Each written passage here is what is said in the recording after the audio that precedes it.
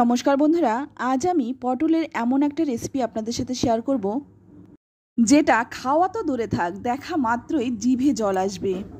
এইটুকু গ্যারান্টি দিয়ে আমি বলতে পারি। এই প্রচণ্ড গরমে কি দিয়ে একটু ভাত বা রুটি খাবো সেটা কিন্তু একদমই চিন্তা করতে হবে না যদি পটলের এই রেসিপিটি বানিয়ে নিতে পারেন। আজ পর্যন্ত পটলের যত রেসিপি খেয়েছেন, এটা যে সবার থেকে সেরা হবে এইটুকু কিন্তু আমি বলতে পারি।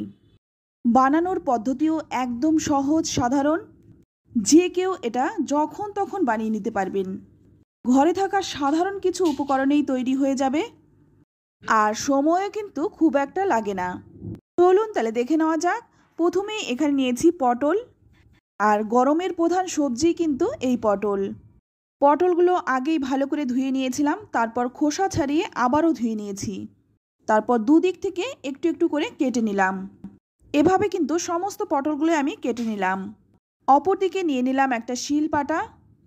এবার যে পটলগুলো আমি খোসা ছাড়িয়ে ভালো করে পরিষ্কার জল দিয়ে ধুয়ে দুদিক কেটে নিয়েছিলাম, সেই পটলগুলো আমি একটু থেতো করে নেব।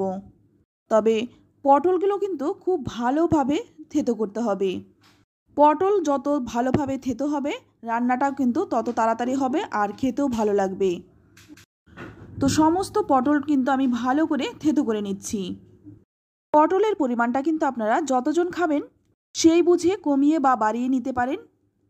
তো দেখুন, সমস্ত পটলগুলো আমি থেতো করে তারপর একটা প্লেটের মধ্যে তুলে নিলাম। এবার অপর দিকে নিয়ে নিলাম একটা কাঁচা আম। আমের অর্ধেকটা আমি কেটে নিয়েছি। এটা কিন্তু টক আম, তাই আমি খুব একটা বেশি দিলাম না, অল্প পরিমাণে দিয়েছি। সম্পূর্ণটা আম দিতে গেলে কিন্তু অনেক বেশি টক হয়ে যাবে, তাই অল্প একটুই দিলাম। আপনারা কিন্তু আপনাদের পছন্দ মতো টকটা দিয়ে নেবেন। তো আমটাও কিন্তু থেতো করে তুলে নিলাম। অপরদিকে দেখুন, হাফ কাপ মুসুর ডাল 1 ঘন্টা আগে জলে ভিজিয়ে রেখেছিলাম, আর এখন দেখুন মুসুর ডালটা কিন্তু খুব ভালোভাবে ভিজে গেছে। এবার এই মুসুর ডালটা কিন্তু আমি একটু বেটে নেব। একবারে সবগুলো বাটবো না, দুবারে বেটে নেব, তাই প্রথমে আমি অল্প একটু নিলাম, তারপর একটু বেটে নেব। তবে খুব মিহি করে বাটবো না, যাতে ডালটা গোটা গোটাও থাকে আবার সামান্য একটু বাটাও হয়। তো দেখুন এইরকমভাবে বেটে নিলাম।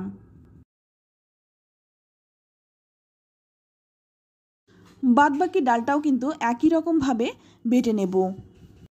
তো বন্ধুরা, আমি জানি না কখনো আপনারা পটল এইভাবে খেয়েছেন কিনা। যদি না খেয়ে থাকেন, এই গরমে অন্তত একবার খাওয়ার রিকোয়েস্ট রইল। তো দেখুন সমস্ত ডালগুলো আমি বেটে নিয়েছি, তারপর যে আম আর পটলটাও থেতো করে নিয়েছিলাম সেটাও কিন্তু নিয়ে নিলাম। এবার এর মধ্যে দিয়ে দিচ্ছি হাফ চামচ হলুদ গুঁড়ো, দিয়ে দিচ্ছি স্বাদ মতো লবণ, আর দিয়ে দিলাম একটা বড় সাইজের কুচনো পেঁয়াজ। পেঁয়াজটাকে একদম মিহি করে কুচিয়ে নিয়েছিলাম। তারপর দিয়ে দিলাম সামান্য একটু জিরে গুঁড়ো, দিয়ে দিচ্ছি হাফ চামচ লাল লঙ্কার গুঁড়ো, আর এই লঙ্কার গুঁড়োটা কিন্তু ঝাল। আর দিয়ে দিচ্ছি কয়েকটা কাঁচা লঙ্কা। কাঁচা লঙ্কাটাকে আমি ছুরি দিয়ে একটু কেটে দিচ্ছি। আপনারা চাইলে কিন্তু এটা থেতো করেও দিতে পারেন। এবার এর মধ্যে দিয়ে দেব 1 চামচ সর্ষের তেল। এবার তেলটা দিয়ে খুব ভালোভাবে মিশিয়ে নেব। এখানে কিন্তু আমি শিলপাটার মধ্যে মেখে নিচ্ছি। আপনারা চাইলে কিন্তু অন্য একটা পাত্রের মধ্যে নিয়ে তারপর মেখে নিতে পারেন। আর শিলপাটায় যদি এটা মেখে নেওয়া হয়, এর স্বাদ কিন্তু অনেকটাই বেশি হয়। আপনারা একবার পরীক্ষা করে দেখতে পারেন। তো ভালো করে মেখে নিয়ে তারপর তুলে নিলাম।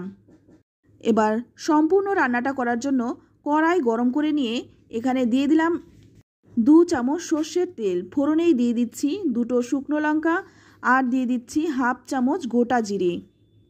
ফোড়নটাকে ভালো করে একটু ভেজে নিয়ে ফোড়ন থেকে যখন সুন্দর একটা গন্ধ ছাড়বে, তখন এর মধ্যে দিয়ে দিচ্ছি বেটে রাখা সমস্ত পটল আর ডালটা। এবার এটা কিন্তু তেলের সাথে খুব ভালো করে প্রথম দিকে ভেজে নিতে হবে।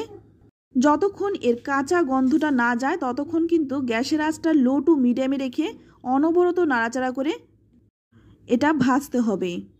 তো আমি কিন্তু এখানে 2-3 মিনিট সময় নিয়ে এটা ভেজে নিয়েছি, আর দেখুন কড়াইতে কিন্তু এখন লেগে লেগে যাচ্ছে, আর এর কাঁচা গন্ধটাও কিন্তু চলে গেছে। এবার এর মধ্যে দিয়ে দিচ্ছি 1 কাপ জল। জলটা দেওয়ার কারণে কিন্তু পটল আর ডালটা খুব ভালোভাবে সেদ্ধ হয়ে যাবে। ভালো করে নেড়েচেড়ে মিশিয়ে নিয়ে তারপর গ্যাসের আঁচটা একদম কমিয়ে দিয়ে 5 মিনিট ঢেকে রাখবো। 5 মিনিট পর ঢাকনাটা খুলে নিয়েছি, আর এখন দেখুন ডাল আর পটলটা অনেকটাই সেদ্ধ হয়ে গেছে, তবে পুরোপুরি সেদ্ধ এখনও হয়নি, তাই আর একটু নেড়েচেড়ে নেব। এবার এখানে দিয়ে দিলাম 1 চামচ চিনি। যেহেতু আমি টক আম দিয়েছি তাই চিনিটা কিন্তু অবশ্যই দেবেন, এতে করে কিন্তু টক ঝাল মিষ্টি একটা সুন্দর টেস্ট আসবে। আর এখন কিন্তু ঢাকা দিয়ে দিয়ে রান্নাটা করব, কারণ ডাল আর পটলটা যাতে সুন্দরভাবে সেদ্ধ হয়ে মিশে যায়। তো দেখুন চারদিক দিয়ে কিন্তু তেলও ছেড়ে দিয়েছে, আর এখন কিন্তু অনবরত নাড়াচাড়া করে রান্নাটা করতে হবে। যেহেতু ডালটা দেওয়া হয়েছে তাই কড়াইতে কিন্তু লেগে যাওয়ার একটা চান্স থাকে, তাই অবশ্যই কিন্তু অনবরত নাড়াচাড়া করতে হবে। আর এখন কিন্তু রান্নাটা প্রায় হয়েই এসেছে। এবার নামানোর আগে দিয়ে দিচ্ছি 1 মুঠো ধনে পাতা, আর এখানে কিন্তু আমার লবণটা একটু কম মনে হচ্ছে, তাই আমি সামান্য একটু লবণ দিয়ে দিলাম। অবশ্যই কিন্তু লবণটা একটু দেখে তারপর দেবেন। তো এখন দেখুন কড়াইয়ের গায়ে কিন্তু লেগে যাচ্ছে, আর এটা কিন্তু খুব ভালোভাবে নাড়বেন যাতে করে কড়াইয়ের গায়ে যেটা লেগে রয়েছে সেটাও কিন্তু উঠে আসে। এভাবে কিন্তু 1 মিনিট নেড়েচেড়ে নিয়ে তারপর নামিয়ে নিচ্ছি। তো দেখুন দেখতে কতটা সুন্দর হয়েছে, খেতেও কিন্তু ভীষণ টেস্টি হয়। আর এটা কিন্তু যাকেই খাওয়াবেন সেই কিন্তু বলবে কি দিয়ে বানানো হয়েছে, আর একদিন কিন্তু খাওয়াতে হবে। তো বন্ধুরা, আমার মুখের কথাই নয়, আপনারা একবার অন্তত ট্রাই করুন, তারপর কমেন্টে লিখে জানান খেয়ে আপনাদের কেমন লাগলো। ভালো লাগলে অবশ্যই লাইক কমেন্ট শেয়ার করবেন। আর এই রেসিপিটি কিন্তু আপনারা সবার সাথে শেয়ার করবেন যাতে করে এই সুন্দর রেসিপিটি সবাই বানিয়ে খেতে পারে। নতুন বন্ধু হয়ে থাকলে চ্যানেলটা সাবস্ক্রাইব করে নেওয়ার অনুরোধ রইল। আজ এই পর্যন্তই, আবারও দেখা হবে অন্য কোনো নতুন রেসিপিতে। ততক্ষণ সকলে ভালো থাকবেন, সুস্থ থাকবেন, আর সকলকেই ধন্যবাদ।